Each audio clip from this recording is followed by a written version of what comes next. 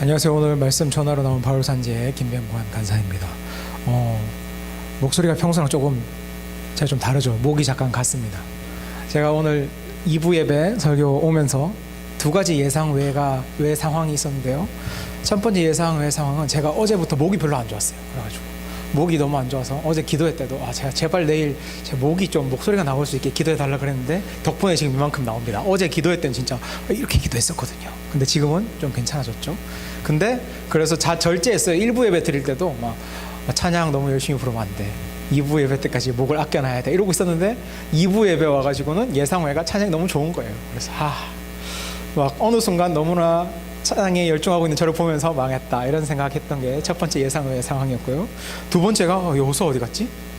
1부 때 왠지 많더라고요. 1부 때 왠지 많았는데 여호수아 중에 뭐 몇몇이 물놀이를 가서 일부 온다 정도로 알고 있었는데 다 갔네요. 그래가지고 설교 준비할 때 그래 뭐 여호수아 좀 가도 여호수아의 제 또래들이 좀 있거든요. 그러니까 그래서 가도 뭐 남아 있을 테니까 이렇게 준비하면 되겠지 하고 청중 분석을 했는데 실패한 거죠. 오고 나니까 아니 여호수아가 어디 갔지? 약간 두 가지 예상 외 상황을 만나면서 조금 당황스럽습니다. 그래도 오늘 또 하나님 말씀 힘입어서 한번 잘 전해봐야겠죠. 저는 오늘 말씀의 그 제목을 약속이 성취되는 삶이라고 정했습니다. 약속이 성취되는 삶. 저는 요즘 살면서 약속이 성취되는 걸 많이 경험해요. 우리 약속 성취라 그러면 사실 사람들이 여러 가지 떠올리는데 이런 걸 이야기하시는 분들이 있더라고요. 기도응답 받는 거. 그러니까 내가 하나님 앞에서 기도하고 바라던 것들이 하나님께서 이루어주시는 기도응답이 이제 하나님의 약속이 성취된 것이다. 이렇게 생각하시는 분들도 계신데 맞죠? 분명히 그런 부분도 있죠. 하지만 성경에서 일반적으로 이야기하는 약속의 성취는 기도응답과는 조금 다릅니다. 성경에서 일반적으로 말하는 약속의 성취는 하나님 통치에 순종하는 사람들이 통치에 순종하기 때문에 그 복을 누리면서 살게 되는 것, 그걸 바로 약속의 성취라고 이야기하죠. 저는 요즘에 제 삶에 그런 약속이 많이 성취됐다는 걸 느껴요. 근데 좀 좋은 걸로 제 삶에 있어서는 좋지만 이 다른 사람들과 비교되면서 많이 느꼈는데, 누구와 비교되면서 느꼈냐면 제가 10대 20대 때 만났던 친구들이랑 제 삶 사이에 간극을 많이 발견하면서 이걸 느낍니다. 이게 처음에는 요만큼 갈라진 길 같아도 이거 쭉 걸어가다 보면은 엄청나게 많이 갈라지잖아요. 그런 것처럼 제가 10대, 20대 때 저의 학창시절 그리고 대학생활 또 심지어 군대까지 같이 했던 그런 친구들이 우리 조금 이렇게 벌어져 있었던 것 같은데 저 이제 고작 30대 후반밖에 안 됐거든요. 근데 너무 많이 갈라져 있다는 게 느껴지는 거예요. 이거밖에 안 지났는데 벌써 이만큼이나 갈라졌다고. 뭘 많이 느꼈냐면 10대, 20대 때 친구들이랑 여전히 만나면은 맨날 비슷한 얘기 할 줄 알았어요. 그냥 즐거운 이야기하고 재밌는 이야기하고 그냥 그 친구들, 그 시절 친구들 모이면 그때 얘기하는 것만 할 줄 알았는데 살면서 친구들의 이야기를 들어보면 인간관계에 계속 지친 이야기들을 하고, 근데 인간관계에 지쳤다면서 사람이 없어서 외롭다고 하고, 또 하고 싶은 일, 옛날에는 하고 싶은 일 막 이것도 해보고 싶고 저것도 해보고 싶고 나 이거 할 거야 저거 할 거야 하던 친구들이 이제는 해야 할 일들만 많아가지고 그거 쳐내기에 바쁘고, 또 꿈과 소망이 가득했었는데 이제는 꿈과 소망은커녕 되게 지루한 삶을 보내고 있는 그런 친구들의 삶을 듣게 됩니다.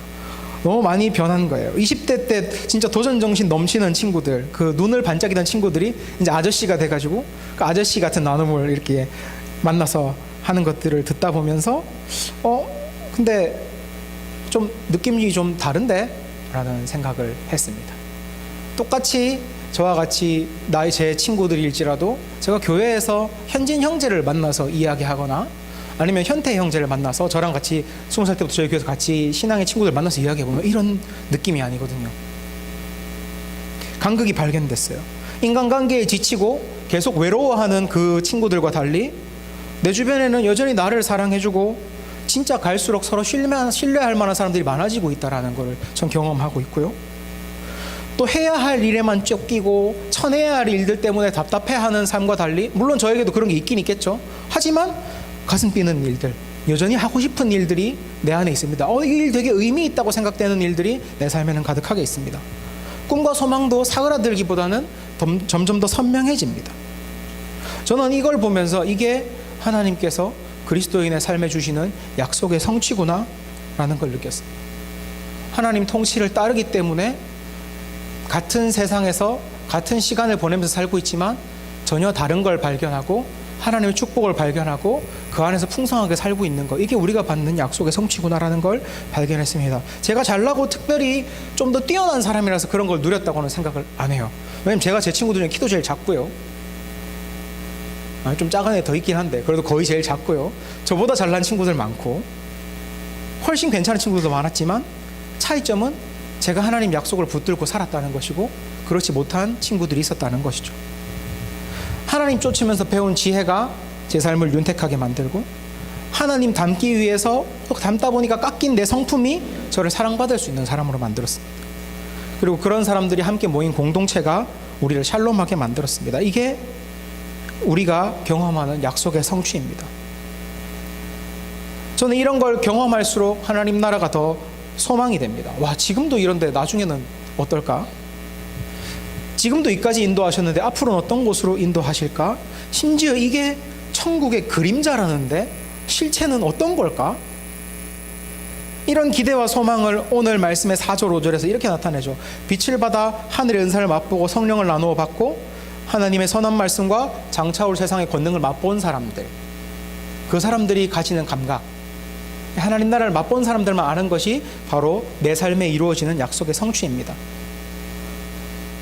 저는 이런 부분에서 그리스도인들의 삶은 세상 사람들의 삶과 분명히 다르다는 걸 봅니다. 우리는 하나님의 약속을 상속받아서 살고 있습니다. 그 상속은 어떤 미래의 하늘 상급, 죽고 나서 아니 부활의 이후에나 받을 상급이 아니라 이 땅에서 장차 올 세상의 그림자를 미리 맛보면서 나중에는 얼마나 더 맛있는 걸 먹을까를 기대하면서 사는 삶, 그게 우리의 삶입니다. 그런데 교회 다닌다고 다 이런 약속의 성취를 누리고 맛보면서 사는 건 아닙니다. 제 친구 중에 설마 교회 다니는 사람 하나도 없겠습니까? 있거든요. 예수님도 믿고 교회도 열심히 다니고 심지어 몇몇 친구들 같은 경우에는 고등학교 때 니 그렇게 신앙이 엇나가면 안 된다, 널 위해서 기도해 줄게, 제가 미션 스쿨이었거든요. 그런 친구들도 있었는데 그렇다고 그 모든 친구들이 약속의 성취를 맛보면서 살아가거나 그걸 기대하면서 살아가지는 않습니다. 세상의 풍파에 눌려서 세상 친구들이랑 비슷하게 살아가는 친구들도 있습니다. 도대체 어떤 차이가 있길래, 도대체 무엇이 있어야 우리는 약속의 성취를 이 새 삶에서 맛보면서 살아갈 수 있을까요? 히브리서 6장은 우리의 믿음이 성숙할 때 우리는 약속을 맛보며 살 수 있다고 이야기합니다. 5장 11절부터 사실 이번 본문은 이어지죠. 6장 본문이. 왜냐하면 5장 10절에 멜기세덱의 반차 이야기하다가 마지막 6장은 멜기세덱의 반차로 이야기를 끝내면서 그 사이에 있는 이야기라서 5장 11절부터 6장 내용이 이어지거든요. 5장 11절에는 이런 내용이 나옵니다. 제가 읽어보겠습니다. 멜기세덱을 두고서는 할 말이 많이 있지만 여러분의 귀가 둔해진 까닭에 설명하기가 어렵습니다. 시간으로 보면 여러분은 이미 교사가 되었어야 할 터인데 하나님의 말씀의 초보적인 원리를 남에게서 배워야 할 처지에 다시금 놓여 있습니다. 여러분은 단단한 음식물이 아니라 젖을 필요로 하는 사람이 되었습니다. 젖을 먹고 사는 사람은 누구나 다 어린 아기이므로 옳은 가르침에 익숙하지 못합니다. 그러나 단단한 음식물은 장성한 사람들의 것입니다. 그들은 경험으로 선과 악을 분별하는 세련된 지각을 가지고 있는 사람들입니다. 아멘. 오늘 히브리서는 믿음의 삶을 사는 데 있어서 성숙이 얼마나 중요한지를 이야기해 줍니다. 똑같이 교회에 있고 교회에 오랜 시간에 다녔고 수많은 경험들을 해서 그냥 보기만으로는 이제 이 사람은 이제 신앙도 꽤 성숙할 때가 됐고 교사가 될 법도 한 사람인데 오히려 왜 신앙의 삶을 누리고 힘을 내기보다는 세상 풍파를 맞을 때마다 넘어지고 계속 세상으로 돌아가려고 그러지? 무엇 때문에 그러지? 히브리서 저자는 성숙하지 못해서 단단한 음식을 먹을 줄 아는 사람이 되지 못해서 라고 이야기하죠. 그리스도인으로서 믿음이 있냐 없냐, 믿음의 유무는 정말 중요합니다. 근데 그만큼이나 성숙의 유무도 중요합니다. 왜냐하면 성숙이 없으면 우리 믿음이 반쪽이 되기 때문입니다. 세상 사람이나 우리나 풍파는 똑같이 맞습니다. 근데 성숙한 사람들만 그 사이에서 봅니다. 제가 얼마 전에 대학생들이랑 게임을 하러 갔다가요, 왜냐면 저도 이제 잘한다고 생각했는데 에이징 커브라고 그 반응 속도가 조금씩 떨어지기 시작한다는 거죠. 저는 믿지 않았어요. 난 아직 그렇지 않아 그랬는데 같이 게임을 하는데 왔더라고요. 느껴졌어요. 이 친구들이 이렇게 잘하는 친구들이 아니었는데가 아니라 제가 못하게 된 거였어요. 근데 제 눈에는 지금 게임은 보이는 거예요. 지금 이렇게 해야 되는데, 게임마다 맡은 역할이 있을 거 아니에요. 지금 이걸 지금 해야 되는데 이 친구들은 그걸 못 봐. 제가 아까 얘기했죠. 청중 분석이 실패했다고. 네. 여러분 무시하는 게 아니라 절대 그게 아닙니다. 제가 너무나 이 예시는 정말 적절하라고 들고 왔는데 아닌 거예요. 그래서 그런 건데, 네. 성숙함의 중요성 뭡니까? 성숙하고 경험해보고 내가 아는 사람만 보이는 게 있어요. 아는 사람만. 똑같은 걸 봐도 고수 눈에는 보입니다. 근데 하수 눈에는 안 보여요. 그런 것들이 있어요. 근데 우리 세상 풍파를 만든 건 똑같거든요. 근데 신앙의 고수들, 성숙한 사람들은 어떻게 됩니까? 그 가운데서도 하나님의 선물이 보여요. 그 가운데서도 하나님의 약속이 지속되고 있는 게 보이고요. 내가 아무리 힘들어도 이미 주신 것들을 가지고 견딜 수 있는 힘도 있어요. 근데 그렇지 못한 사람들은요, 안 보여요. 그래서 우리 리더분들이나 아니면 진짜 너무 힘든 상황을 겪고 있는 초신자분들 만나면 리더들이 얘기하잖아요. 그 고난도 있지만 하나님이 네 삶에 주신 것들을 한번 봐. 이런 것도 우리가 막 얘기해서 알려줘야 되고, 스스로 발견하기 너무 어려우니까. 그리고 이런 것들이 우리 삶에 있었잖아. 하나님 우리 삶에 약속을 성취해 오셨잖아. 그러니까 붙들고 살자. 성숙하지 못한 사람들은 발견 못하고 놓쳐버리는 걸 성숙한 리더들이 다시 먹여주죠. 이렇게 세우기 위해. 그래서 성숙이 있어야, 믿음만 있다고 약속을 바라볼 수 있고 약속의 성취를 느낄 수 있는 게 아니라 성숙함이 있어야 그걸 발견하고 느낄 수가 있는 겁니다. 그래서 성숙은 너무나 중요해요. 그렇다면 믿음의 성숙이 뭘까? 히브리서는 마침 믿음이 성숙하는 순서에 대해서 정리한 내용을 담고 있습니다. 1절부터 5절까지가 그 내용을 정리하고 있어요. 저는 구절을 4절, 1절, 2절, 5절 순으로 봤는데요. 4절, 한번 빛을 받아서 하나님의 은사를 맛보고 성령을 나누어 받고. 우리 모두가 예수님 만났을 때 빛을 발견하죠. 아무도 그냥 다 잘 살고 있다고 생각하잖아요. 그냥 조금 삶이 힘든 거라고 생각하잖아요. 근데 예수님 만날 때 그 사람들 무엇을 느끼게 됩니까? 어둠 속에 있었구나. 빛을 발견하고 우리가 어둠에 구속되어 있다는 걸 느끼고, 그리고 빛 대신 예수께로 나아가고 싶어지죠. 그리고 하늘의 은사를 맛보고 우리가 구원을 얻으면서 성령을 나누어 받고, 그럼 뭐가 됩니까? 새로운 피조물이 됩니다. 새로운 피조물. 근데 새로운 피조물이 됐는데 어떻게 살아야 될지, 새로운 피조물은 어떤 삶을 살아야 될지는 그냥 자동으로 알게 되는 게 아니잖아요. 1절, 그러므로 우리는 그리스도의 초부적인 교리를 제쳐놓고서 성숙한 견지로 나아갑시다. 뒤로 두고 그냥 무시하자는 거 아니죠. 이것을 기반 삼아서 나아가자는 거죠. 그리스도의 초보적 교리, 특별히 2절에서는 세례에 관한 가르침, 안수, 죽은 사람의 부활과 영원한 심판에 대해서 가르치죠. 왜? 이 히브리서 독자들이 유대교 배경을 가지고 있는 사람들이었잖아요. 그래서 새로운 피조물이 됐을 때 여전히 성경을 봐도 유대교적인 시선으로 본단 말이에요. 그걸 벗어나서 부활도 이제 그리스도를 통해서 다시 읽어야 되고, 세례도 다시 읽어야 되고, 안식도 다시 읽어야 되고, 다시 읽어야 되는 거예요. 다시 재정비를 해주는 거죠. 그 작업들, 마치 우리가 교회에 오면은 기신운 들으면서 그냥 예수 믿고 바로 끝나는 게 아니라 개주신앙언론도 듣고, 같이 새로운 우리 교회에서 기쁨을 발견하다. 제가 요즘 깨세복으로 해서 깨세복도 같이 읽고, 기쁨을 발견하다, 기쁨의 사람이 되다 같은 것들을 하면서 새로운 피조물들에게 어떻게 살아야 되는지를 이렇게 재정비해 주잖아요. 그것들을 가지게 됩니다. 그러면 우리는 새로운 피조물이, 예수님 만나고 새로운 피조물이 된 다음에 어떻게 살아야 될지를 배우는 기초적인 단계가 이제 준비가 된 거예요. 근데 그러고 나면은 5절, 이제 스스로에게 성숙이 맡겨집니다. 이제 어떻게 살아야 될지, 어떻게 성경을 읽어야 될지 다 배웠잖아요. 그러면 그때부터는 하나님의 선한 말씀과 장차올 세상의 권능을 맛본 사람이 스스로 돼야 되는 거예요. 어떻게? 내가 배웠던 것들, 그리고 말씀을 듣는 것들을 가지고 직접 삶에서 살아내고 경험하고 부딪히면서 내 걸로 만들어 가는 것이죠. 그래서 히브리서가 제시하는 영접부터 성숙까지의 과정을 보면 하나님 은혜로 구원받아서 새로운 피조물이 되고, 그 새로운 피조물들이 교회에서 하나님의 성경의 지식으로 다시금 자기를 재구성하고, 그 다음에 성숙한 경지로 나아가야 되는데, 그게 말씀대로 직접 자기가 살아내서 하나님을 만나가는 것, 이게 있어야 성숙이 진행된다고 히브리서는 이야기합니다. 저는 제임스 패커가 하나님을 아는 지식에서 이 과정을 되게 잘 설명했다고 생각해요. 제임스 패커는 하나님을 아는 지식과 하나님에 대해서 아는 지식이라고 구분을 짓습니다.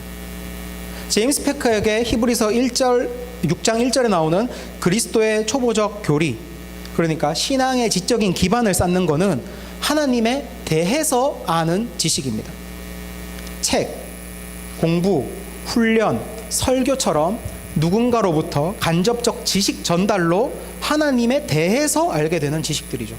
하나님은 전지전능하시되, 하나님은 고난 중에도 승리하시는 분이래, 하나님은 치유의 하나님이시래, 이런 것들을 우리는 그냥 배웁니다. 간접적으로 지식으로 알고 있죠. 그리고 5절에서 이야기하는 하나님의 선한 말씀과 장차올 세상의 권능을 맛본 것이 하나님을 아는 지식입니다. 그냥 그런 분이래 해서 내 삶에서 그 말씀이 사라지고 역사하시는 하나님을 경험하면서 하나님 진짜 이런 분이구나, 하나님 정말 치유의 하나님이시구나, 하나님 정말 승리의 하나님이시구나, 약속의 하나님이시구나 라는 것을 고백하게 되고 관계가 맺어지고 신뢰가 두터워지는 것, 그게 하나님을 아는 지식이죠. 히브리서와 제임스 패커는 동일하게 이야기합니다. 그리스도인의 삶에 있어서 성숙이란 하나님에 대한 지식, 초보적 교리, 그렇게 그냥 아는 것에서 오는 것이 아니라 순종하면서 하나님 나라를 체험할 때, 하나님을 직접 알아갈 때 성숙할 수 있는 거라고. 근데 많은 사람들이 하나님에 대해서 아는 지식에 그치면서 그거를 성숙이라고 오해하는 경우가 있습니다. 왜냐하면 우리가 살아가는 시대는 아는 거, 지적으로 아는 걸 아는 거라고 이야기하는 시대잖아요. 많은 사람들이 자기가 성숙했다라는 근거를 지식에서 찾아요. 그게 또 어떻게 나오냐면, 제가 이런 말 하면 좀 그런데, 한 번씩 제가 말씀 나눔하다가 되게 귀엽지만 않았지만 되게 귀여운 적이 한 번 있었어요. 저희 대학생들이랑 요새 모임하고 책 나눔하고 이런 것들 하잖아요. 만나서 막 나눔을 하는데, 아버지의 빈자리라는 책을 계속 읽고 있었거든요. 거기서 실제로 건강한 아버지로부터 충분한 공급을 받지 못한 사람들이 신앙을 가질 때 흔들리게 되는 그런 어려움들을 많이 다루는데, 한 지체가 읽더니 읽고 나서 이제 후기를 나눈단 말이에요. 그랬는데 차례를 돌렸어요. 제가 실수했죠. 그 친구부터 시키면 안 되는데 시켰더니 다 아는 내용이었다고 그러는 거예요. 그래가지고 다 들으면서 약간 웃어야 되잖아요. 웃어야 되는데 너무 밝은 미소가 지어지는 게 아니라 너무 가짜는 미소가 지어지는 것 같아가지고 참았어요. 뭘 다 아나? 진짜 다 알면은 이 책을 읽고 그렇게 이야기할 수가 있나? 실제로 그 책에 도널드 밀러가 되게 가슴 아픈 좀 자전적인 이야기들이 많이 나오거든요. 자기가 아버지가 없었기 때문에 삶에서 느꼈던 상실감들, 기반이 없이 흔들리는 것 같았던 삶들, 그랬기 때문에 불안했고 하나님을 만나기까지 얼마나 힘들었는지에 대한 내용들을 담고 있는데, 그걸 읽으면서 공감이 되고 그 경험이 있는 사람들 읽으면서도 진짜 이 사람의 삶이 참 너무 대단했던 것 같아요. 진짜 하나님 은혜가 있었던 것 같아요. 이런 나눔을 하는데 그 친구가 다 아는 이야기였어요 라고 이야기합니다. 다 아는 이야기죠. 우리 지적으로 다 알아요.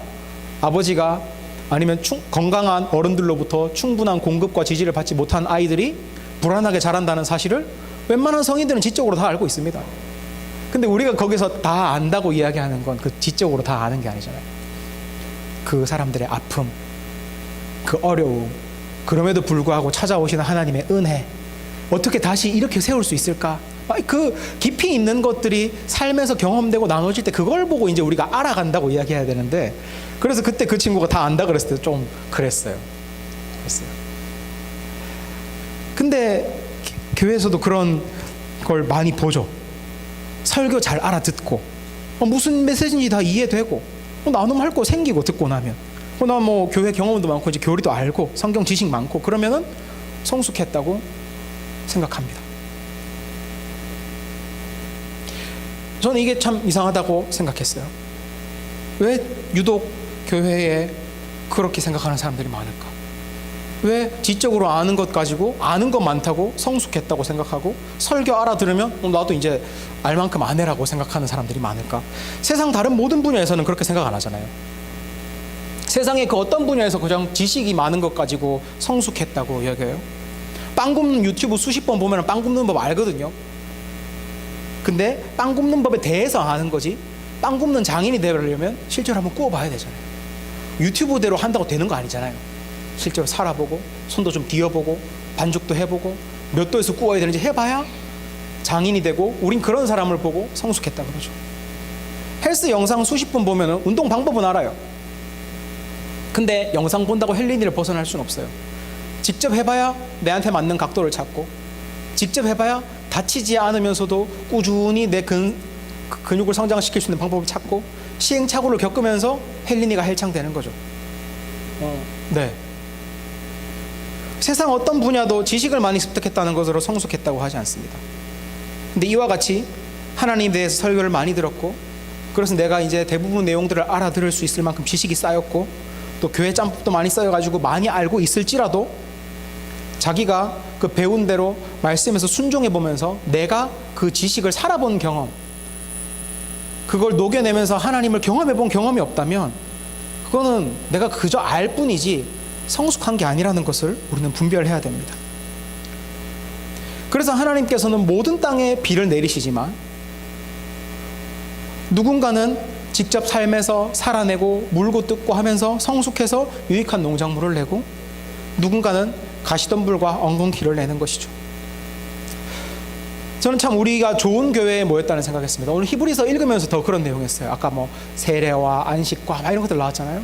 그 영접부터 성숙까지의 과정들 다뤘잖아요. 근데 진짜 우리 교회에서 목사님 이걸 염두에 두시고, 제가 일부 설교를 들었는데 두시고 짠 건 아니셨어요. 근데 기신론에도 이런 내용들 많이 담겨 있고, 우리 설교에서도 어떻게 이 말씀이 우리 삶으로 적용되는지, 어떻게 살아내야 되는지에 되게 초점을 맞추는 강해 설교들을 많이 하고 있죠.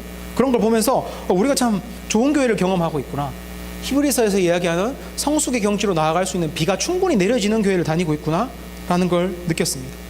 이 좋은 비는 우리 교회 모든 곳에 내리고 있습니다.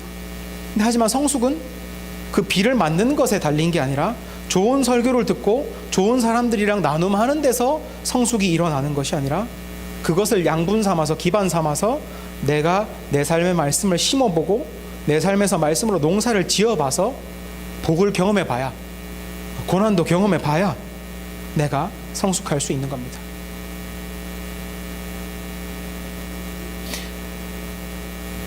말씀의 지식을 쌓는 것에 그치지 않고 말씀에 순종하는 것.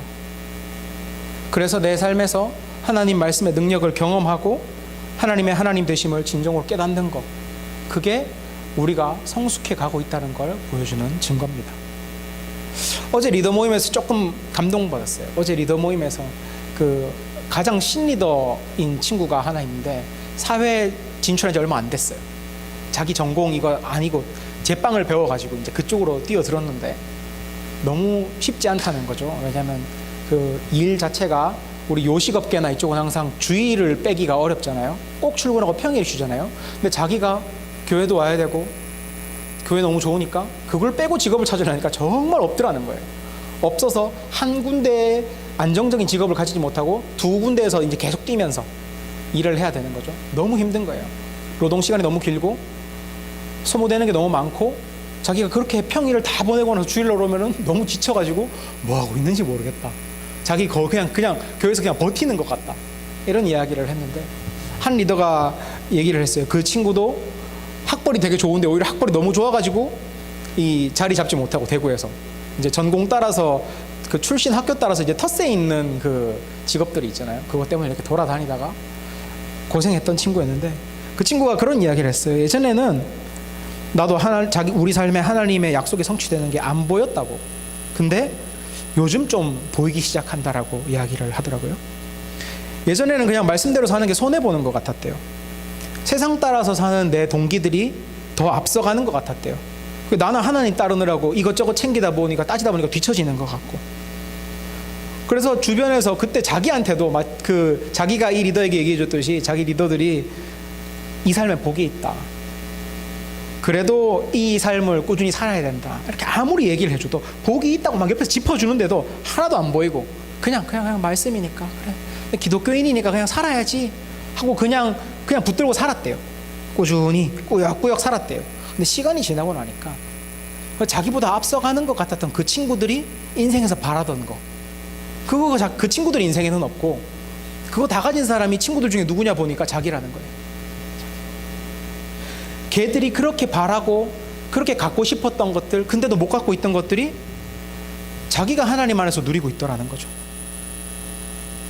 그거를 자기가 서서히 친구들이랑 비교하고 친구들이랑 얘기하면서 발견하게 되니까 이제는 세상과의 비교를 물리치고 하나님 말씀에 순종할 때 얻게 될 풍족함을 풍성함을 기대하면서 이제는 기쁘게 순종한다고 하고 정정하더라고요. 기쁘게 순종하려고 노력한다고 이렇게 정정을 했는데 그랬다고 합니다. 저는 어제 진짜 5절의 사람을 만났어요. 하나님의 선한 말씀과 장차올 세상의 권능을 맛본 사람. 이게 누구죠? 성숙한 사람. 이렇게 성숙을 다뤄보니 성숙은 어쩌면 특정한 경지에 도달하는 게 아닌 것 같습니다. 히브리서 6장 1절이 성숙의 경지로 나아가자라고 하니까 마치 어디 도달해야 되는 어떤 지점, 그래서 여기를 딱 찍으면 성숙한 거, 여기부터 이렇게 느껴질 수도 있지만 경지라는 단어 때문에 사실 성경에서의 성숙은 특정한 경지라기보다 내가 조금 더 말씀의 사람이 되는 것, 그래서 그걸 맛보는 것, 그래서 어제 나는 맛보지 못했던 성경의 약속을 오늘의 나는 내 삶 속에서 발견하고 맛보는 것, 그거를 계속 꾸준히 오늘도 내일도 모레도 하나님 안에서 계속 걷고 걸으면서 맛보는 것, 그게 성숙이구나. 그냥 그리스도인이 하나님 예배하고 사는 그 과정을 성숙이라고 이야기하는 거구나 라는 걸 보게 됩니다. 저는 이렇게 우리 모두가 성숙한 삶을 살았으면 좋겠습니다. 저는 많이 벤치마킹을 합니다. 이제 바울산지 사역을 해보면 바울산지 그런 거 이제 있어요. 2세 숲 예정 이런 것들이 있는데 왜 있냐면 이제 예전에는 몰랐던 거죠. 애 키우면은 같이 예배 드리면 되지 뭐 이렇게 생각했었지만 이제 앞선 사람들이 아이들을 기르고 그때 이제 생기는 삶의 차이라든가 사역에 하게 되는 달라지는 물리적 환경들이라든가 이런 게 충분히 반영돼야 되는구나라는 것들을 발견하면서 이제 애들이 뱃속에 이제 몇 명 생기기 시작했다. 언제 태어난다. 그럼 언제 몇 살이 된다. 이런 걸 준비해야겠다. 이러면서 사역의 구조들을 앞산지에서 많이 배워와서 미리 준비하는 것들이 있습니다. 근데 저는 구조만 받아왔다고 생각하지는 않아요. 아까 그 자매라고 하나 약간 리더라고 했는데 갈수록 신상이 드러나죠. 아까 그 자매 리더가 자기도 예전에 리더들한테 그런 얘기들을 들었을 때는 사실 하나도 안 보였었지만 그 사람들이 꾸역꾸역 살 수 있게 그냥 계속 이야기해 줬던 것들, 그런 것들은 저희는 받았었거든요. 저도 받았었고 바울산지도 항상 영향을 받아왔습니다. 그렇기 때문에 저는 요셉산지 분들 사실 다 어떻게 사시는지 제가 모르잖아요. 그죠? 그렇지만 제가 간접적으로 보고 듣고 받아왔던 것들을 통해서 진짜 약속이 성취되는 산지라는 것을 알아요. 하나님 약속이 성취되고 있고 그것을 맛보면서 살아가고 있고 그렇기 때문에 더 믿음의 최전선에서 살아가고 있는 분들이구나, 이걸 알고 있습니다. 근데 성숙은 평생 가야 된다는 거, 계속 이렇게 살아야 된다는 거, 그거를 꼭 기억해 주시고, 그리고 앞으로도 영원히 선배 산지로서 위에 선배 산지가 더 없다라는 게 여러분에게 부담이 되실 수도 있지만 선배 산지로서 계속 그런 모습들을 보여주실 때, 계속 성숙하는 삶을 살아갈 때 진짜 우리 교회에 성숙하는 삶이 어떤 것인지 잘 전수되고 우리 교회의 모든 다음 세대들이 약속의 성취를 맛보면서 살아갈 수 있는 그 중요한 유산을 가져갈 수 있지 않을까 생각합니다. 이렇게 훈훈하게 마무리하면 좋은데 히브리서는 성숙에 대해서 한 가지 더 다룹니다. 이건 좀 경각심을 불러일으킬 내용을 다뤄요. 이게 뭐냐면요, 지속적인 성숙이 없다면 신앙은 제자리 걸음을 하는 것이 아니라 오히려 믿음에서 이탈하게 된다라는 내용을 다룹니다. 히브리서는 아주, 저는 이탈이라는 점잖은 단어를 썼는데 여기서는 변절하게 된다, 타락한다, 배도한다, 이런 단어를 쓰고 있죠. 무서워요. 히브리서에서 표현대로라면 성숙하는 게 멈춰진 사람들은요, 6절 그리스도의 십자가를 부정하는 타락한 삶으로 돌아가기 십상입니다. 좀 충격적이죠. 성숙하면은 약속도 성취도 볼 수 있고 누리기도 하고, 근데 성숙하지 못하면 그냥 약속은 다 못 누리지만 그래도 어떻게 믿음 안에서 어떻게 그냥 뭐 반쪽이라도 살 수 있는 거 아닌가가 아니라, 성숙하면은 약속까지 다 가지고 성숙하지 못하면 오히려 구원도 잃는다니 상당히 극단적으로 보입니다. 하지만 그건 성숙이 특정 경지가 아니라 그리스도의 도를 걷는 과정, 아까의 삶의 과정 그 자체가 성숙이기 때문에 그렇습니다. 성숙은 우리가 그리스도의 길을 걸으면서 말씀으로 채우고 순종하고 애쓰는 그 길을 걷는 과정 중에 일어나죠. 그렇다면 반대로 성숙이 멈췄다는 건 내가 잠시 서 있다는 게 아니라 그 길에서 내려왔다는 겁니다. 성숙이 멈췄다 그러면은 우리는 약간 이렇게 생각할 수도 있어요. 약간 쿨링 타임처럼 그냥 하나님께 헌신하고 뛰어들고 그걸 막 물고 뜯고 치열하게 싸우고 사는 시기가 있는 반면에 한편으로는 조금 바람 없이 조금 그냥 평탄하게 지내는 시기도 있으니까 이제 그런 시기를 성숙이 잠깐 멈춘 시기라고, 잠깐 좀 쉬고 있는 시기라고 생각할 수도 있지만 여기서 내용은 조금 다릅니다. 여기서 내용은 뭐냐면 우리가 성숙이라는 게 항상 하나님 붙들고 살아갈 때 일어나는 것이고, 그렇기 때문에 성숙은 우리 마음대로 멈출 수 있거나 뭐 할 때도 있고 안 할 수도 있는 게 아니라 하나님 따라 사는 사람에게는 꾸준히 일어나는 과정인데, 성숙을 멈춘다는 것은 하나님 따르는 자체가 우리 삶에 멈춰 있다라는 경고로 이 얘기를 하는 겁니다. 만약에 우리가 고속도로 위에서 달리는 차라면 휴게소처럼 잠깐 쉴 수 있을 거예요. 근데 우리는 달리는 우리 인생은 고속도로처럼 잠깐 쉴 수 있는 게 아니잖아요. 하나님 말씀 따라서 그걸 녹여내면서 꾸준히 살다가 휴게소 들려서 잠깐 쉬자, 그리고 다시 가자, 그럼 거기부터 다시 시작할 수 있겠죠. 근데 대부분 어떻게 됩니까? 우리가 하나님 따라서 쭉 살다가 어떤 계기로 잠깐 좀 믿음을 잃어버리거나 좀 많이 확 식거나 그냥 좀 의욕 많이 없이 하나님 잘 모르겠고 그냥 살자라는 마음으로 잠시 살게 되면요, 휴게소에 들어가는 게 아니라 그때부터는 고속도로 내려와서 국도 타고 계속 가는 거예요. 왜? 내가 하나님과 같이 가는 걸 잠깐 멈춘다고 해서 내 인생에 선택해야 되는 일들이나 내 인생의 일상들이나 내 인생에 책임져야 되는 일들이 같이 기다려주지 않거든요. 내가 돌아올 때까지. 내가 하나님과 같이 걸어가지 않을 때에도 선택은 계속 해야 되고요, 책임질 일은 계속 있고요, 일상은 계속 살아야 됩니다.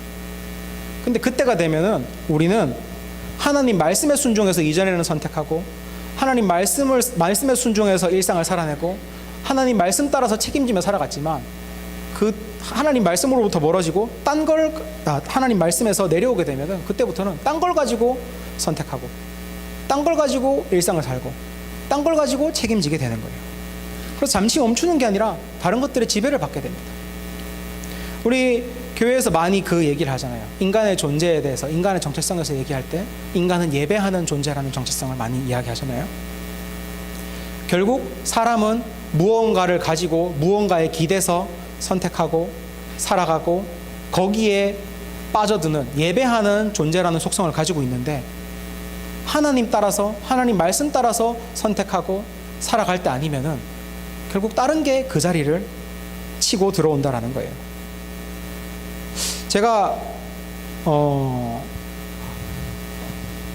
이번에 결심했다가 무너진 게 하나 있었는데, 청소년 수련회 갔다 와서 다음 주부터 헬스장 가야지 마음을 먹었어요. 왜냐하면 제가 여름은 너무 더워가지고 운동하기가 싫거든요. 근데 집에 갔더니 아내가 코로나 걸려가지고 못 갔고 다 나았는데 안 가고 있습니다. 그래서 안 돼, 열정을 불러일으켜야지 하면서 이번 예시에 헬스를 많이 가지고 왔어요. 여러분 혹시 좋아하는 운동에 몰입해 보신 적 있으세요? 좋아하는 운동. 운동을 안 좋아하실까요? 그럼 뭔가 좋아하는 곳에 몰입해 보신 적 있으세요?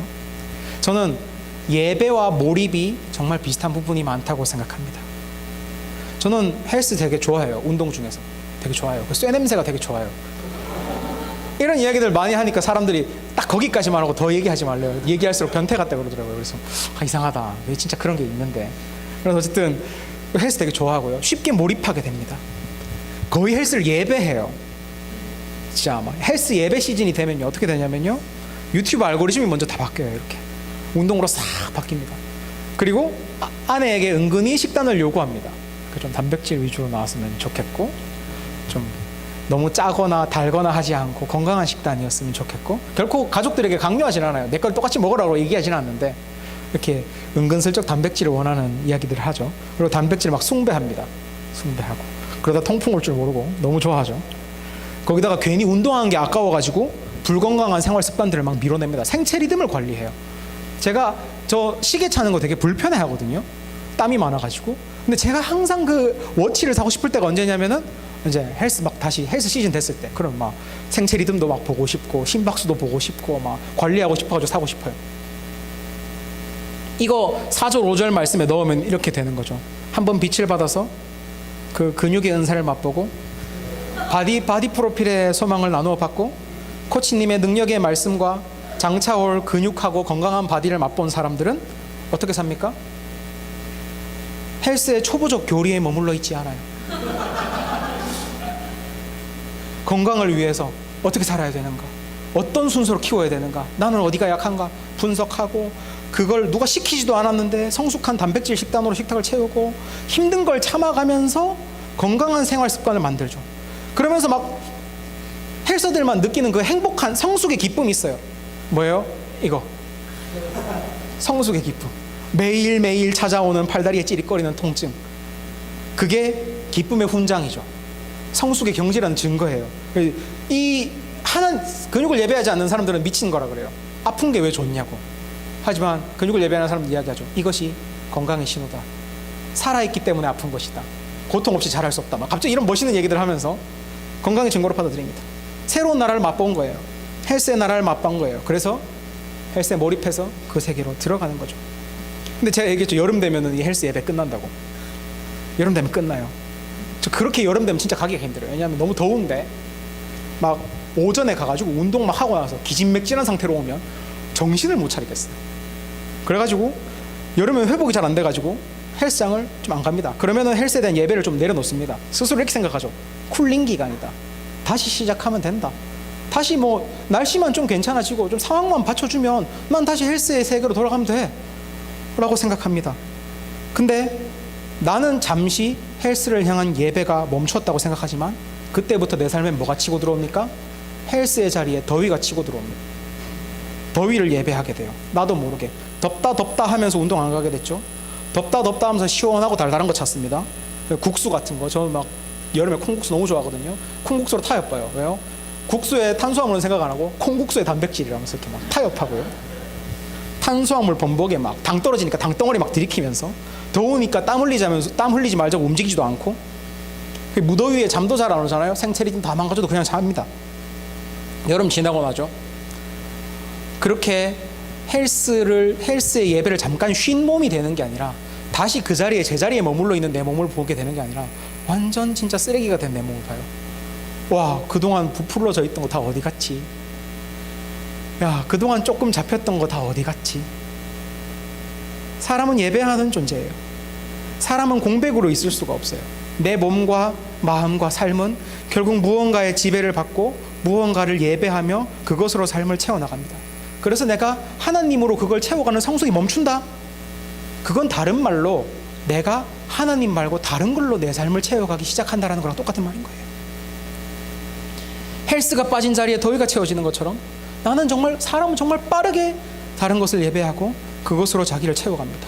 그래서 하나님을 향한 성숙이 멈춘 것 같다라는 것은 생각보다 상당히 심각한 신호입니다. 그냥 잠깐 쉬고 있다던가 그냥 잠깐 쿨링 기간을 가지고 있는 것이 아니라 어쩌면 다른 것을 숭배하는 삶에 자기도 모르게 잠식되고 있다라는 심각한 신호입니다. 그래서 교회 지체들은 그런 지체들이 혹시나 있다면 잘 분별해서 격려해야 됩니다. 다시 하나님을 향한 성숙을 불태우라고. 네 지금 쉬고 있는 거 아니라고. 네 지금 그 예배의 자리를 다른 거에 내준 거라고 이야기해가면서 빨리 돌아오게 해줘야 됩니다. 즉 너무 오래, 특히나 교회에서 너무 오래 헌신을 쉬고 있는 분들이 계시다면 저는 그분들이 이런 위험에 처해 있을 수 있다고 생각합니다. 물론 이 너무 오래 헌신을 쉬고 있는 분이라 그럴 때 이렇게 그냥 내 사역 안 한지 좀 오래 했다고 다 거기에 해당되는 거 아닙니다. 그죠? 하나님 맡기신 다른 일들 때문에 내가 교회의 어떤 특정 사역에 전력을 내지 못하는 분 당연히 여기에 해당 안 되겠죠. 왜? 하나님 맡기신 딴 일들을 하고 있으니까. 또 가족이나 주변에 특별한 보살핌이나 섬김이 필요해서 내가 거기에 헌신하고 있는 분이라던가 다른 소명에 또 헌신하고 계신 분들이 있다면 또 해당 사항 아닙니다. 여기서 언급하는 너무 오래 헌신을 쉬고 계시는 위험에 처한 사람들은 이런 분들입니다. 특별한 사역이나 이유, 부르심이 없는데도 교회의 필요나 요청, 그리고 주변에서 하나님이 보여주시는 어떤 일들에 반응하지 않고 그냥 머물고 있는 삶, 거기에 익숙해진 사람들, 그런 사람들을 이야기합니다. 하나님을 향한 몰입이 멈출 때 성숙이 멈춰요. 그리고 하나님을 향한 몰입이 멈출 때 우리는 다른 것에 몰입하고 예배해요. 딱 여기에 해당되는 분들이 이런 분이죠. 왜? 헌신을 쉬고 있는 사람들이랬으니까 이미 헌신해봤던 사람들이잖아요. 5절 하나님의 선한 말씀과 장차를 걷는 걸 이미 한번 맛본 사람들인 거예요. 한 몰입해본 사람들인 거예요. 근데 숲이 바뀌거나 잠시 급한 일들이 생겨가지고 잠시 내려놨거나 이런 일들로 잠깐 그 자리를 떠나 계셨던 분들이 있습니다. 근데 이런저런 사유들이 다 해결되고 나서 돌아와 보니까 딱히 부르심이나 요청이 없어 아직. 그래서 남아 계신 분들도 있을 거예요. 그래서 그 기간은 휴가처럼 쿨링 기간처럼 머무는 분도 있을 거예요. 근데 여기서도 갈라지겠죠. 잠시 머물면서 쿨링하자라고 생각하는 것도 저는 가능하다고 생각합니다. 왜? 우리에게 충분한 쉼, 재정비의 시간, 충전의 시간이 있어야 달려야 할 때 달릴 수 있으니까요. 근데 그런 마음으로 쉬시는 분들은요, 이런 부르심이나 필요들이 보일 때 항상 반응해요. 내가 할 수 있는 일들로 반응하고 내가 필요하다 그러면 당장이라도 쿨링을 멈추고 다시 뛰어듭니다. 그래서 쉬고 있다고, 사역에 잠깐 쉬고 있다고 다 일한 사람들이 한 게 아니에요. 진짜 쿨링과 정비 시간으로 사용하는 분들은 해당이 안 되는 거죠. 근데 나태해지거나 공동체 요청이 있을 때도 반응하지 않는 분들은 위험합니다. 죄송하지만 이게 제 표현이 아닙니다. 그죠? 히브리서에 있습니다. 타락과 배도의 신호일 수 있다는 거예요. 나는 여전히 하나님 믿고 있고, 나는 여전히 하나님 잘 알고 있고, 설교도 잘 들리고, 교회 사람들이랑도 잘 지내고, 오히려 지금이 딱 좋은데, 오히려 지금이 딱 좋아. 이 정도 신앙생활이 되게 균형 있어. 그리고 내 페이스의 신앙생활을 찾은 것 같아. 혹시나 이렇게까지 이야기한다면 이건 정말 위험한 신호일 겁니다. 사실 이런 말이 되게 신기하지 않나요? 드디어 내 페이스대로의 신앙생활을 찾은 것 같아. 그 신앙생활에 내 페이스가 어디 있겠어요, 그죠? 우리가 항상 하나님 쫓아가면서 하나님 페이스에 맞춰서 내가 그곳에 맞추고 따라가고 닮아가는 게 신앙생활인데, 드디어 내 페이스의 신앙생활을 찾아간 것 같다라고 이야기하는 것 자체가 지금 누구를 주인 자리에 올려놓고 무엇을 쫓아가야 되는지를 헷갈리고 있구나 라는 신호인 거예요. 저는 그런 의미에서 제가 꾸준히 사역할 자리가 있었다는 게 너무 감사합니다. 이게 되게 많은 부분에서 우리를 지켜줘요. 사역하고 헌신하면 하나님 나라에 몰입되죠. 여가가 줄어들거나 다른 기회비용이 생길 수 있지만 그것과 비교할 수 없는 것을 많이 얻게 됩니다. 우리도 사람이다 보니까 사역하고 직분을 맡으면 약간의 강제성이 우리를 더 하나님 찾게 만들고요, 더 몰입하게 만들고요, 자연스럽게 성숙하게 만들어요. 또 교회에서 사역하니까 자연스럽게 뭐가 있어요? 가시적으로 우리가 함께 열매 맺는 경험들도 할 수가 있어요. 그게 당장은 토요일, 제가 토요일 한 2시쯤 되면 드는 마음입니다. 근데 요새는 기쁘게 와요.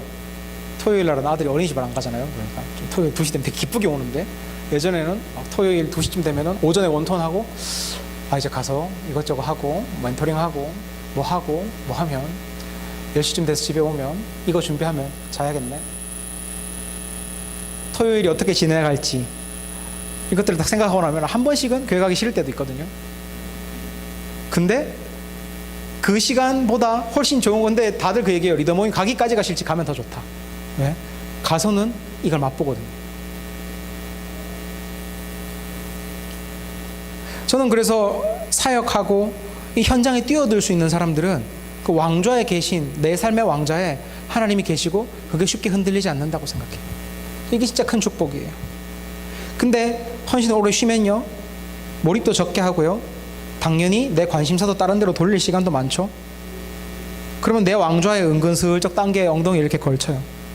쉼, 취미, 공부, 기타 등등 여러 가지 다른 가치들이 은근슬쩍 엉덩이 걸칠 때, 그때 나한테서 나오는 소리가 뭐예요?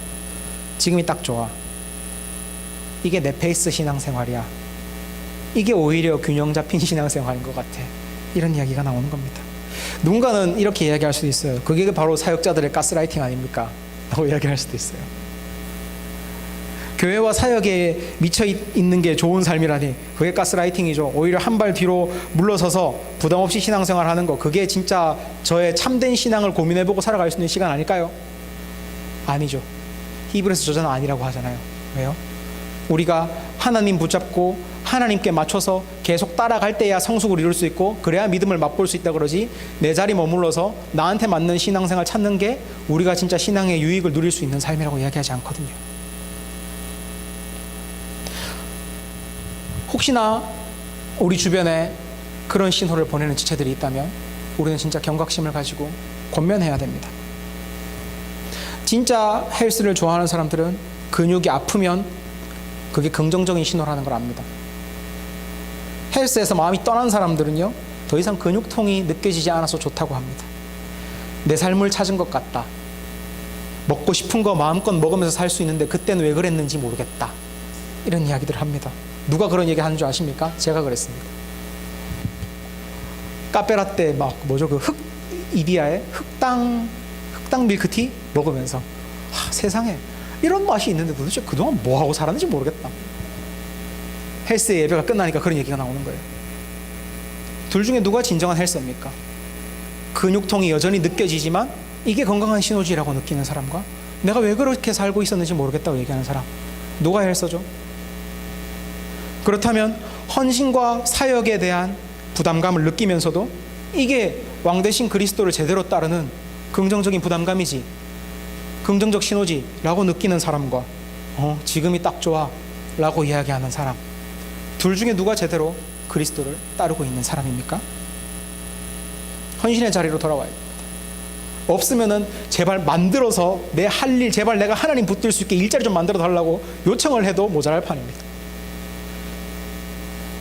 우리가 자연인 상태로는 성숙에 몰입해서 살아가는 게 쉽지 않습니다. 그래서 우리 교회가 혹시나 여기서 멀어진 지체들이 있다면 그들을 위한 자리를 찾고 그들을 사역으로 불러들이고 진짜 경각심을 가져야 된다고, 하나님께 다시 몰입해서 그 열매를 맛보게 빨리 들어와야 된다고 권면해야 되고, 또 혹시나 스스로를 돌아봤을 때 그런 부분들이 발견된다면 혹시나 내가 교회에 섬기거나 하나님 필요에 반응해야 될 일 없나, 하나님을 진짜 맛보고 뜯고 부딪힐 수 있는 그런 현장 어디 없나 라고 찾아 나서시고 요청하셔야 됩니다.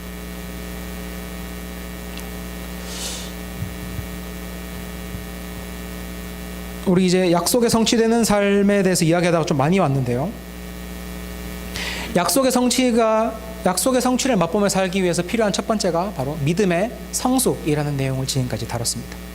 그리고 이제 두 번째, 두 번째는 좀 많이 짧네요. 두 번째로 우리가 약속의 성취를 누리며 살기 위해서 필요한 게 뭐냐면 바로 약속에 붙잡히는 겁니다. 전자가 우리가 성숙을 위해 우리가 노력하고 우리가 약속을 붙드는 데 있었다면, 후자, 우리가 약속의 성취를 맛보기 위해 필요한 것 중에 후자는 약속에 붙들리는 것, 약속이 우리를 붙잡아 주는 것입니다. 히브리서 저자는 이렇게 얘기하죠. 우리가 믿음의 성숙을 위해 정진해야 된다 이렇게 가르치면서도 9절, 여러분에게는 구원에 이르게 하는 더 좋은 것이 있다는 것을 확신합니다 라고 이야기해요. 우리가 약속 붙들고 믿음의 성취를 위해서 이렇게 사는 거, 그것도 되게 우리 구원을 향해 달려가는 약속 성취를 맛보는 삶 맞는데, 그것만큼이나 그것보다 더 우리에게 좋은 것이 있어. 그게 뭐다? 그러니까 하나님의 보증이라는 겁니다. 하나님의 보증. 저는 히브리서 6장 후반부는 저자의 격려라고 봤어요. 앞에서 막 뭐라 그러잖아요. 니네 지금 성숙해가지고 니네 잘 살아야 되는데 말씀도 똑바로 안 보고 지금 삶에서 타협하고 그래가지고 제대로 못 자랐지. 그래가지고 지금 그런 소리가 나오는 거야. 막 다그치다가 뒤에는 격려로 이제 딱 해주는데, 앞서 타협하는 사람들 정신 차리라고 하긴 하지만 히브리서 저자는 이 히브리서 독자들이 왜 타협하고 있고 왜 엇나가려고 하고 있는지를 알고 있습니다. 그들은 오랜 시간 동안 유대사회, 로마사회에서 배척받거나 핍박받고 있었고, 그 시간이 길어지다 보니까 누적된 고난, 상처들로 인해서 지쳐가지고 더 이상 약속을 소망을 못하는 거죠. 더 이상 약속을 소망을 못해요. 그래서 6장 9절에 여러분의 노력과 헌신보다도 우리를 구원에 이르게 하는 것이 있다 라고 격려해 주는 것 같습니다. 오랜 고난과 상처로 신실하게 하나님 쫓아온 삶이 무의미하게 느껴질 때, 우리도 이럴 때는 잘 살 수 있어요. 아까 얘기했듯이 정말 하나님 앞에서 헌신하고 그걸 맛보면서, 제가 아까 초반에 얘기했던 거나 아니면 아까 바울산지 리더의 나눔처럼 삶에서 하나님의 약속이 막 보여, 성취되는 게 느껴져. 그렇게 아주 해뜨는 날들이야. 그러면 우리는 힘내서 그래, 더 하나님 붙들어야지, 더 하나님 말씀대로 살아야지 하고 약속이 보이고 성취가 막 느껴지니까 살 수 있거든요. 근데 그렇지 못한 날들도 많죠.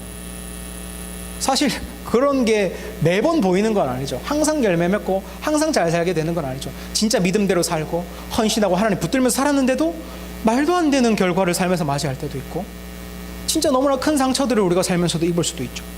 근데 그렇게 되면 우리는 흔들립니다. 이게 맞나? 내가 이 꼴 보려고 이렇게 살았나? 이거 안 되는데, 안 될 것 같은데. 마음이 무너지고 약속을 향한 희망이 끊어지기 시작합니다. 근데 그럴 때 히브리서 저자는 얘기하는 거죠. 그 우리의 어떠함 말고, 상황에 불가능해 보이는 그런 상황의 장벽 말고 하나님의 하나님 되심을 바라보라고. 우리가 약속 붙들고 열심히 사는 것만큼이나 하나님도 약속의 성취를 위해서 지금도 일하고 계시다는 사실을 보이지 않지만 믿어야 된다고 이야기하는 겁니다. 그걸 믿고 하나님 하시는 거 안 보일지라도 일하고 계셔, 약속을 위해 하나님 정말 일하고 계셔, 성취하실 거라는 걸 믿고 꿋꿋이 견디다 보면 결국 통과하고 약속을 맛보게 된다고 히브리서 저자는 격려해 주는 겁니다. 안 보여도 믿고 견디면 승리한다. 진부한 말인 것 같죠? 뻔한 말인 것 같죠? 히브리서 저도 얘기하면서 느꼈던 것 같아요. 너무 뻔한 말인가? 근데 그래서 뒤에 아브라함 이야기를 덧붙입니다. 이 유대인들은 결코 부정할 수 없는 이야기를 합니다. 유대인들은 모두가 알고 있습니다. 아브라함한테 하나님이 너와 내 자손을 통해서 큰 나라, 하나님의 나라를 이루겠다고 약속하셨지만 아브라함의 인생이 항상 형통했고 항상 열매가 보였습니까? 아니죠. 아브라함 일대기의 대부분의 앞부분의 많은 부분은 어디다 하려 합니까? 분명히 약속은 해주셨는데 지금 내가 너무 늙어가지고 정자 활동성이 떨어지고 아내는 이제 더 이상 배란을 안 하는데도 자녀가 없어. 이 말도 안 되는 상황에 그 고난을 견디면서 지내온 그 수십 년의 세월, 그게 아브라함 인생의 전반부의 기록의 대부분이죠. 계속 버티고 열매는 안 보이는데 약속 하나 붙들고 버티고. 근데 창세기 15장, 오늘 본문의 배경이 된 창세기 15장 보면요, 아브라함이 참다가 그래요. 하나님, 저한테 약속은 주셨는데 자손을 안 주셔놓고는 어떻게 하라는 거예요? 라고 아브라함이 물어봅니다. 자기가 얘기해요. 근데 약속은 하셨는데 왜 자손은 안 주세요? 라고 15장에서 이야기를 해요. 그러면서 이야기하죠. 제가 너무 늙어가지고 이젠 줘도 못 가질 것 같은데요. 아브라함도 상처와 고난과 상처를 견디더니 터진 거예요. 너무 오래되니까. 언제 열매 봅니까? 언제 약속 맛봅니까? 우리 열심히 살았는데 왜 내 삶은 지치고 견디고 고난만 가득합니까? 언제 맛봅니까? 아브라함이 하나님 앞에서 이제 토로하는 거예요. 그랬더니 아브라함한테 하나님이 하시는 말씀이 너 번성케 해줄게. 또 말로 이렇게 하나님 말로 이렇게 하더니 하나 보여주시죠. 비둘기 가져와, 뭐 가져와 하더니 쪼갠 다음에 지나가시는 거. 그게 뭐냐면 맹세. 꼭 이루겠다는 맹세. 이 보통은 왕이 황제한테 더 높은 자에게 가서 그 쪼갠 재물 사이를 걸어가거든요. 걸어가서 제가 만약에 안 지키면 재물처럼 쪼개지겠습니다 라면서 자기가 낮은 사람이 높은 사람한테 맹세하는 거예요. 근데 하나님은 반대로 하시죠. 직접 아브라함 앞에서 쪼개놓고 내가 내 걸고 해줄게 라고 이야기해 주시죠. 저는 그런 이야기를 들었을 때 아브라함의 마음이 어땠을까? 사실 감이 잘 안 와요. 하나님 이전에도 계속 말로 약속해 주셨잖아요. 계속 말로 약속해 주셨고, 약속이야, 약속했어, 약속 줄게, 계속. 마치 어떻게 우리가 힘든 과정 중에서도 설교 들으면서 하나님 약속이지 버티고, 말씀 보면서 하나님 약속이지 버티고, 기도하면서 하나님 약속이지 버티고, 그렇게 살았던 것처럼 아브라함도 특별히 뭐 보이거나 삶이 달라지지 않는데 계속 그냥 그거 붙들고 버티는 거잖아요. 근데 특별한 게 없는데 15절은 그렇게 아브라함한테 그렇게 얘기해요. 아브라함이 오래 참았다. 아브라함이 그거 붙들고 오래 참았다. 그래서 그 약속을 받았다. 저는 이 이야기를 보면서 하나님 그냥 맨날 말로만 때우시는 분인가?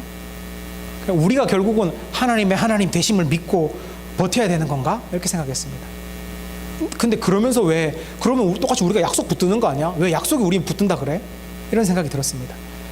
근데 그러고 히브리서를 다시 보니까 이 얘기를 지금 듣고 있는 사람들이 누굽니까? 이 얘기 아브라함 이야기 지금 듣고 있는 사람들이 누구예요? 히브리서 독자들이잖아요. 히브리서 독자들은 우리가 알기로 유대인들이잖아요. 유대인들. 이 사람들이 살아있는 증거인 거예요. 말도 안 되는 상황 속에서 하나님 맨날 말로만 약속하시지, 그거 우리 보고 참고 견디라고만 하시지, 뭐 이번에도 아브라함 보세요, 또 말로 퉁치셨잖아요, 진짜 들어주는 거 맞아요? 라고 그러는 그 유대인들이 뭡니까? 약속이 들어졌다는 증거잖아요. 왜? 그 사람들이 아브라함 자손이니까. 진짜 우리 인간의 힘으로 뚫을 수 없다고 생각했던 그 상황, 그 상황들, 고난들, 그거 뚫고 하나님이 아브라함한테 내 결국 들어줄게, 진짜 안 될 것 같고 니네 눈엔 지금 안 보이는 것 같아도 나 지금 시행하고 있어, 결국 그 약속을 들어줄 거야 라고 맹세하셨던 게 이루어진 그 결과물이 누구예요? 히브리서 독자들인 거예요. 유대인들. 아브라함에게서 이삭이 태어났고 그 후손들이 지금 살아서 있다는 자체가 하나님이 때로는 말로 퉁치시는 것 같아도, 때로는 우리가 그냥 말씀 붙들고 아무것도 없는 데서 버티는 것 같아도 역사를 통해서 진짜 그 맹세를 이뤄 가시는 분이라는 증거를 보여주신 분이라는 걸 히브리서는 보여주는 겁니다.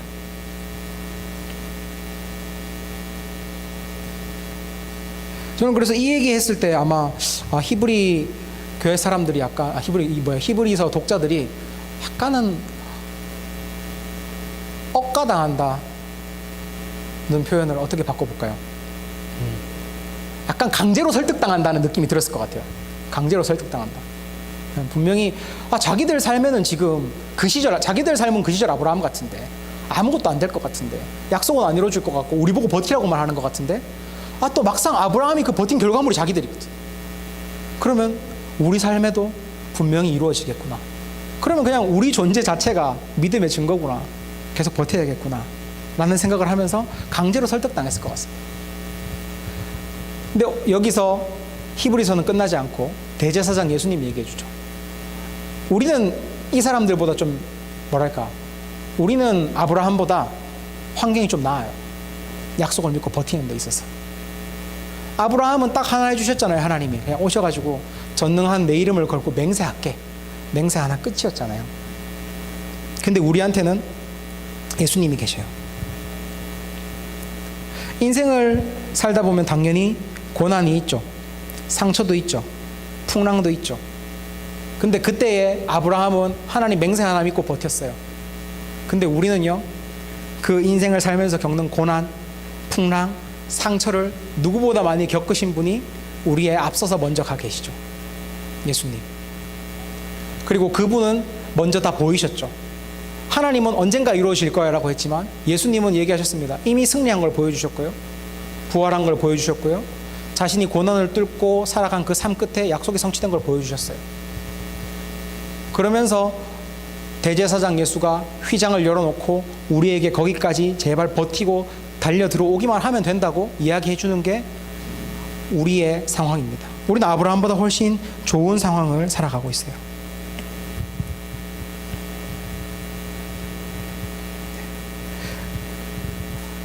저는 그래서 우리가 만약에 고난을 경험하고 있을 때, 약속이 잘 보이지 않을 때, 말도 안 되는, 하나님 열심히 따라서 살아왔지만 오히려 상처만 입는 것 같고 힘든 일들을 계속 겪어서 이대로 살면 안 될 것 같을 때 예수님을 떠올려 보는 것이 진짜 우리 삶을 붙드는 큰 닻이 된다고 생각합니다.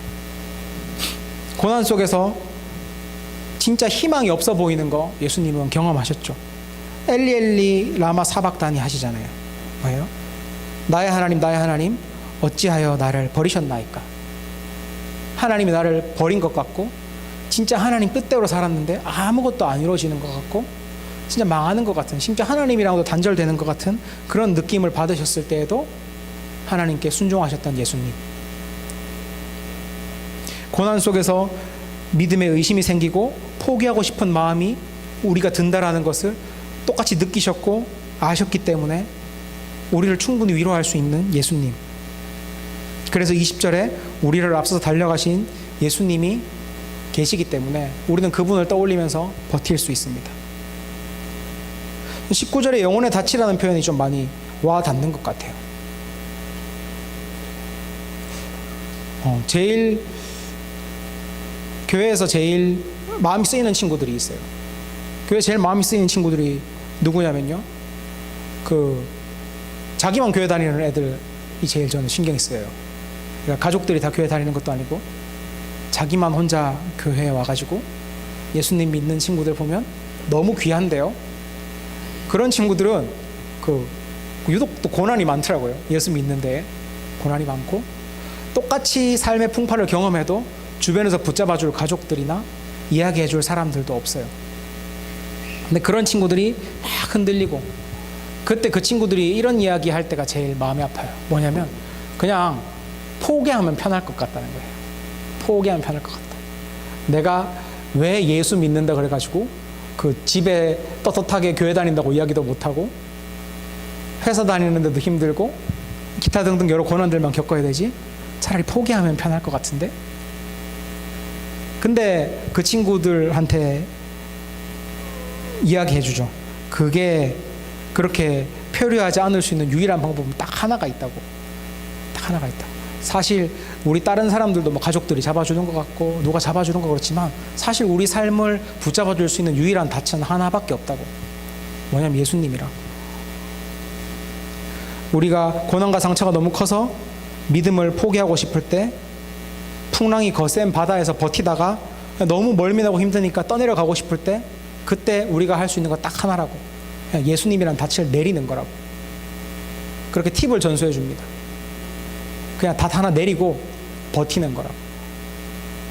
저는 아브라함이 오래 참았다랑 이 닻이랑 잘 어울린다는 생각을 했어요. 너무 힘들 때 어떻게 견디셨습니까? 안 느껴지잖아요. 약속도 안 느껴지고, 열매도 안 보이고, 상처만 많고, 잘 되는 거 안 보일 때, 그때는 아무것도 보이지 않습니다. 그때 우리가 할 수 있는 건 딱 하나입니다. 그냥 닻을 내리고 그 시간이 지나기까지 묵묵하게 버티는 거예요. 영혼의 닻이라는 예수님, 이분이 결국 승리하실 거라는 그 믿음, 언젠가는 이거 언젠가 끝나고 언젠가 될 거야 라는 반쯤 자포자기한 믿음일지라도 그걸 붙들고 계속 버티다 보면 날이 개이고 다시금 약속이 회복되는 날이 오게 됩니다.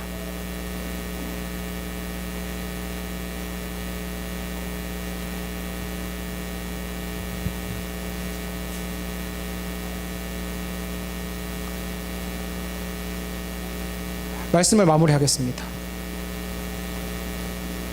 저는 믿음의 약속을 성취하며 사는 좋은 시기를 살고 있습니다. 저는 사실 이 설교를 준비하면서 앞부분이 되게 좋았어요. 왜냐하면 나는 지금 약속을 맛보면서 살고 있고 성취가 눈에 보이고, 그래서 이 삶에 되게 의욕이 나거든요. 근데 누군가에게는 이게 보이지 않고 굳은 날일 수도 있고 닻을 내리고 버텨야 하는 날일 수도 있겠다는 생각이 듭니다. 하지만 우리는 끝까지 이 성숙을 붙들어야 하고요, 끝까지 하나님 안에서 자라나야 됩니다. 약속의 성취를 맛보기 위해서, 맑은 날에는 성숙하기 위해서 애쓰고, 굳은 날에는 영혼의 닻을 의지하며 버티고 사는, 그래서 우리 삶 속에서 약속이 성취되는 것을 끝까지 경험하고 사는 그런 우리 성도들 되기를 바라면서 제가 기도하고 말씀을 마치도록 하겠습니다.